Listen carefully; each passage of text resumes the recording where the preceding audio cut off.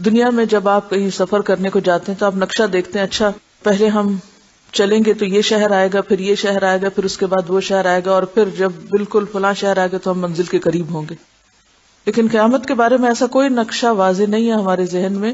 ہم آنکھیں بند کر کے اس سفر کو اختیار کرنے والے. تو سفر شروع کرنے سے پہلے ذرا دیکھ لیجئے، جان لیجئے کہ رستہ کہاں کہاں سے ہو کر گزرتا ہے. وہاں جانے سے پہلے اس کے حالات جاننا، وہ علم جو فریضہ ہے نا ہم پر جاننا، یہ اس میں سے ہے، کیونکہ اس سے ہمارا واسطہ پیش آنے والا ہے. تو آئیے توجہ سے سنیے. قیامت کی ابتدا نفخ صور سے ہوگی، یعنی سب سے پہلے صور پھونکا جائے گا، جس کے بارے میں رسول اکرم صلی اللہ علیہ وسلم کا ارشاد مبارک ہے، جناب اسرافیل علیہ السلام صور منہ میں لیے اپنی پیشانی جھکائے کان اللہ کے حکم پر لگائے ہوئے ہیں. جیسے ہی اللہ تعالی حکم دیں گے وہ صور پھونکنا شروع کر دیں گے اور قیامت کا آغاز ہو جائے گا. کیسے بیٹھے ہیں؟ کان لگائے، سر جھکائے. تو اسرافیل علیہ السلام ہر وقت الرٹ بیٹھے ہیں، اشارہ ہو تو میں فوراً کام شروع کر دوں. ذرے برابر بھی وقت نہیں لگائیں گے حکم کی تعمیل میں. مسلم شریف کی حدیث کے مطابق یہ جمعہ کا دن ہوگا، لوگ اپنے اپنے کاموں میں مشغول ہوں گے کہ اچانک مشرق اور مغرب کے تمام لوگ ایک لمبی آواز سنیں گے جو آہستہ آہستہ اونچی ہوتی جائے گی، یعنی اس کا والیوم بڑھتا چلا جائے گا، اور یہ آواز پوری دنیا میں بیک وقت سنی جائے گی.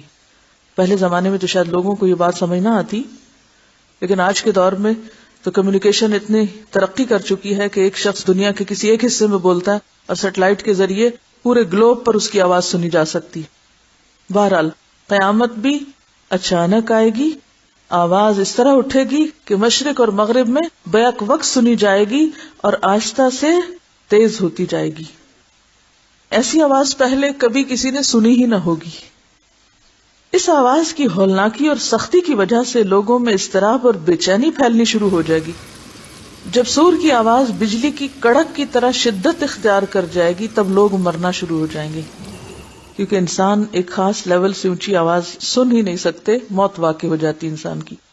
جو آدمی جہاں ہوگا وہیں گر پڑے گا، جہاں ہوگا وہیں گر پڑے گا.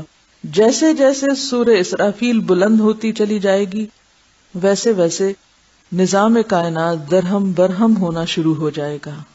صرف زمین نہیں، باقی ستاروں، سیاروں، گیلیکسیز، سٹارز، ان سب تک یہ آواز جائے گی اور سب کا نظام درہم برہم ہوگا.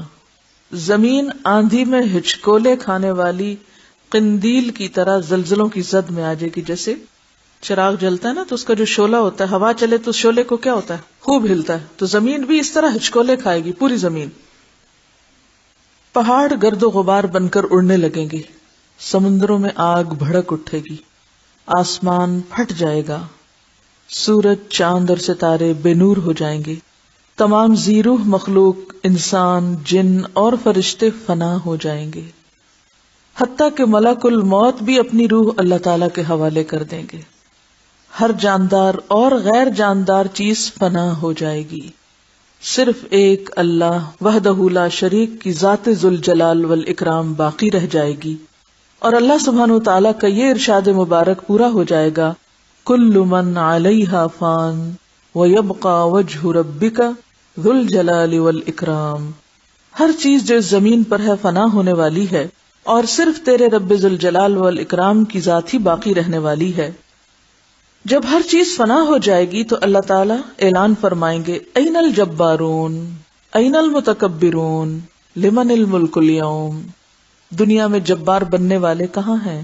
دنیا میں بڑے بننے والے کہاں ہیں؟ آج کے روز بادشاہت کس کی ہے؟ کوئی جواب نہ دے گا.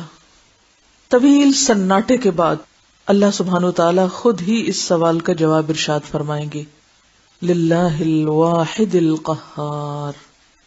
یہی معنی ہے واحد کا کہ صرف وہ باقی ہوگا، باقی سب فنا ہو چکے ہوں گے. آج کے روز بادشاہی صرف ایک اللہ قہار کی ہے. مسلم شریف کی حدیث کے الفاظ یوں ہیں، انا الملک این الجبارون المتکبرون. میں ہوں بادشاہ، کہاں ہے دنیا کے جبار اور متکبر؟ ایک طویل مدت جس کا علم اللہ سبحانہ و تعالیٰ کو ہے سکوت اور سناٹے میں گزر جائے گی. خاموشی, پن ڈراپ سائلنس.